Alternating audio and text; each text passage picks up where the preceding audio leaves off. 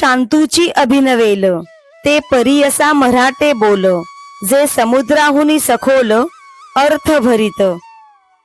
तो शांत रस पुढील कथेमध्ये नाविन्यपूर्ण भावाने प्रकट होईल, जे सागरापेक्षा गंभीर आणि अर्थपूर्ण आहेत. असे मराठी बोल ऐका. जैसे बिंब तरी बचकेची एवढे, परी प्रकाशासी त्रैलोक्य थोकडे. शब्दाची व्याप्ती तेणे पाडे अनुभवावी.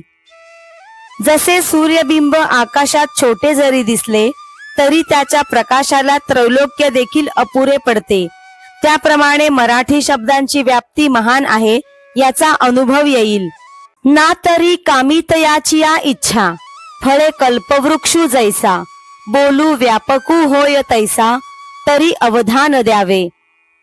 किंवा कल्पवृक्ष जसा माणसाच्या मनातील इच्छा पूर्ण करतो, तसे हे बोल अंतिम सत्य जाणण्याची इच्छा पूर्ण करणारे आहेत. यासाठी या शब्दांकडे एकाग्रतेने लक्ष द्यावे. हे असो काय म्हणावे, सर्वज्ञ जाणती स्वभावे. तरी निके चित्त द्यावे, हे विनंती माझी. श्रोते हो, या संबंधी अधिक काय सांगावे. आपण सर्वज्ञ आहात, म्हणून एकाग्रतेने लक्ष द्यावे ही माझी आज्ञा नसून विनंती आहे.